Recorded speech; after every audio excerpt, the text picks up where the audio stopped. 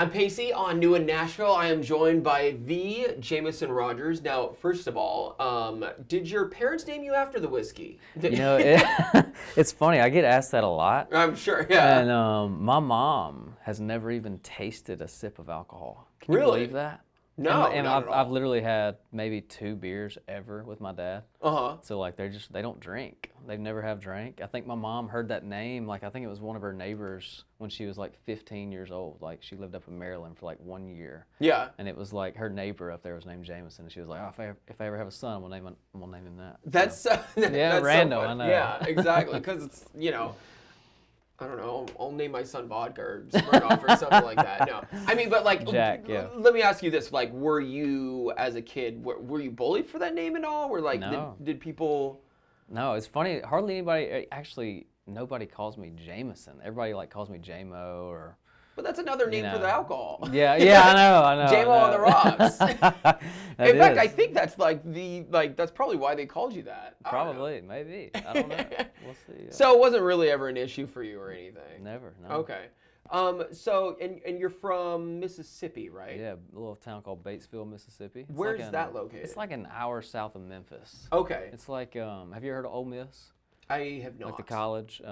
It's like 20 miles from Oxford, Mississippi. Okay. Yeah. So what is it like going from a small town like that all the way to Nashville? Yeah. I mean, it was scary at first, but luckily it's only like 4 hours from my hometown. Oh, So that's I easy, always had that like in the back of my mind, like, if I get homesick, I mean, it's a week, it's a 4-hour drive away. You know what I mean? So that helped. It would have been tough having to move across the country. Right. It's crazy that people do that. That is insane. Yeah, because it's like, how often at the beginning did you go back and visit your hometown? Because in radio we have to move a lot, and so always at the beginning I would go and visit a lot, and then all of a sudden at one point I'd be like, wow, I haven't been there for 3 years. Yeah, yeah. I mean, when I first moved to Nashville, I'd go home like every other weekend. Yeah. Yeah, and so now I get to go home like 3 times a year. You know what I mean? So it's just, yeah, I took that for granted for sure. Sorry, my mic fell. Technical difficulty. So I'm sorry. So you would go back. You would go back like every other weekend. Oh yeah, yeah. Now, like, how often do you even get a chance to go back home to Nashville? Oh, to Nashville? Most of the time I'm in Nashville on like Monday and Tuesday at least, for the most part. We got a run coming up this fall where we're coming back out here. I'll be gone for like 40 straight days. Right. Yeah, so I've never been gone that long, like in a row. That's crazy. Right. So like, what are you gonna do? Like, do you have a family at home? Do you? You mean in Nashville? Yeah. No, I mean I have a girlfriend. Does she travel with you a lot? No, she doesn't. No, she's a songwriter as well, so she's tied up in the industry as well. Cool. So yeah. Have you guys ever written a song together? Because you're a songwriter and you've written for Florida Georgia Line. Yeah. You got the new one from Chris Lane, which I feel like is going to be a hit. I appreciate it. So do you is it normal for couples to write songs together? I've seen it both ways. Like, we don't write together a ton, but I mean, when it happens naturally, we'll write. I mean, we have no issue writing with each other. I just like, I don't want to do it like every day, if that makes sense. Right. Like, I'm trying to keep it like I get where it. it's I'm married, special and every time. The last thing I would want to do is work together too. Yeah. So how you guys even write together? That's what I guess that's why I'm asking. Do you guys fight when you write together? No. We've actually never even had like a legit fight. Really? It's weird. Like, how long have you been dating? Like 3.5 years. Holy crap! Okay. We're just I was gonna say wait until the honeymoon phase is over. I know. It's over by now. We're both so easygoing, and I mean, it's just like, yeah. So does she travel with you ever? Like, does she come out to your shows and try to support, or like, is she pretty busy back in Nashville? She's busy most of the time, but she like handpicked like 3 weekends on the Luke tour. She came up to New York. She had never been to New York, so she came to that show, and then she came down to Birmingham, which was like the first show of that tour. And she handpicks a few, and she came to Red Rocks. Awesome. That's the last one you just did, right? Yeah. How was it touring with Luke Combs, and you're gonna do it again? So like, is he? I mean, you don't have to like spill the tea per se. But like, how cool is he backstage, or do you barely ever see him, or is he an amazing guy to drink with? Like, yeah, man, Luke is the most down-to-earth dude ever. I mean, he's just a country boy from North Carolina that wrote some great songs, and the world came to him. Yeah, I mean, he's the most. I mean, he's just easygoing. The whole crew is easygoing. I mean, and I was nervous because I'd never played an arena before. Right. Until this year, and so we started in January, and now I've played like 30, and so it's just been cool having to like learn how to play that stage. How was that first time playing an arena? Because that's thousands and thousands of people versus probably maybe hundreds what you were used to at first. Yeah, the pressure was even more for me because it was like the first show was in Birmingham, which is only 2.5 hours south of Nashville. Right. And so I literally signed my record deal like 2 weeks before that show. And me and Luca and Lanco are all on Sony. Yeah. So the whole label comes down to the first. Not only was I nervous about the first arena, all of Nashville was there too, like to witness my first arena. Because so, it was, Birmingham's not too far. Yeah, it's so close. Yeah, I mean, it was so close, and it was fun though. Because I remember actually, this is super random. I don't even know why I'm bringing it up, but I remember when I would go. I think that's where I would go because my mom lives in Nashville. Yeah, and that's where I would go to get fireworks, like for the 4th of July. Because I don't think they're sold in Tennessee, or there's some like law where you can't do something like that. I've never even bought fireworks. In Nashville. Okay. Well, I mean, I like illegal stuff. No, I'm just kidding. But I mean, I think they're like legal in Alabama. So I forget which road it is. It's either 75 or 65. Yeah, 65, and you hit that border right there. Yeah. And the first thing you see is a ginormous fireworks. I know exactly what you're talking about. Yeah, exactly. Yeah. So it is super close, which is crazy because I feel like that Nashville and Atlanta are actually like kind of like the triangle. Yep, it is. Yeah. For sure. So how often do you ever go to Atlanta? Or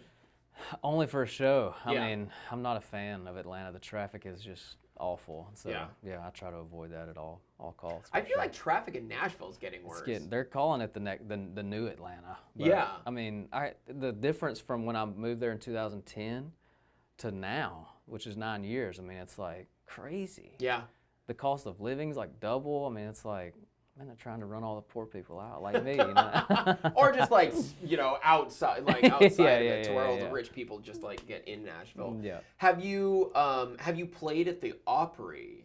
I have not, but there's talks of maybe that happening really soon. So I don't have official date or anything yet, but hopefully soon. That's like bucket list. Are you gonna be like how excited are you about Luke Combs? Oh yeah, I mean the fall tour. Is that what you mean? Or? Yeah, I could have sworn he just was taught. Like was it just announced that he was getting inducted? He's gonna be the newest member. Yeah, for sure. Are you gonna be there?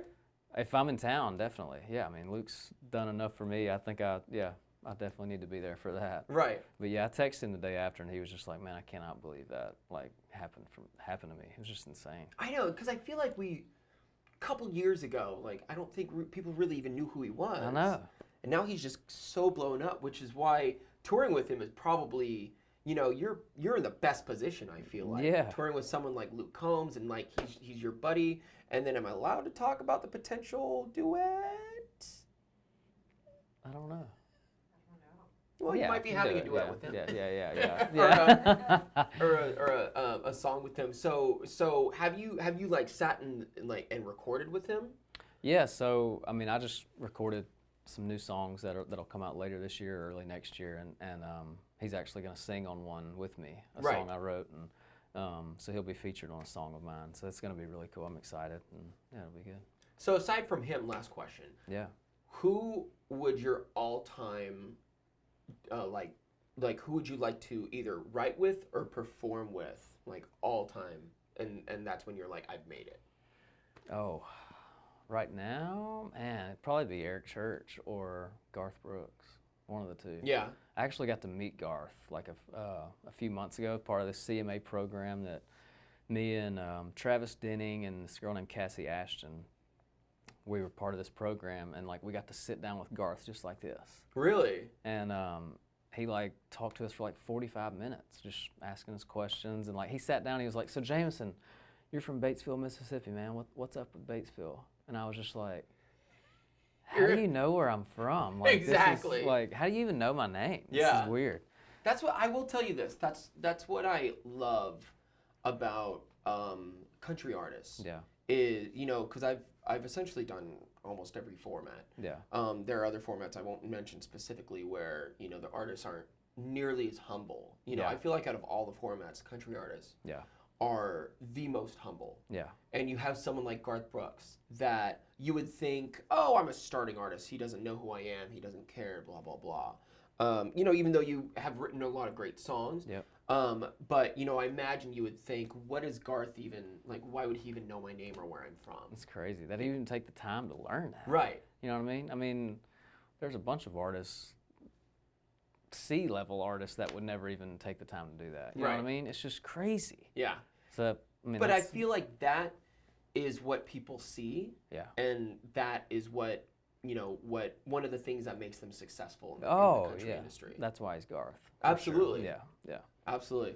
All right. Well, Jameson, anything else you want to tell your fans that before we go? Man, you can find my music anywhere that you can buy or stream music. Jameson, like the whiskey, Rodgers with a D. And, and what's on your social media? Jameson Rodgers. Okay. Yep, So all of them are at Jameson Rodgers. Yep. Okay, perfect. Well, thank you so much for hopping on New in Nashville with me. Yeah, dude. Can't wait to see you blow up and you come back here in the fall, and I can't wait to see you perform with Luke Combs. Let's go, man. In stadium, like it's a stadium tour. So congratulations. Thank you, man. Thanks for having me. Appreciate it. Yes, sir.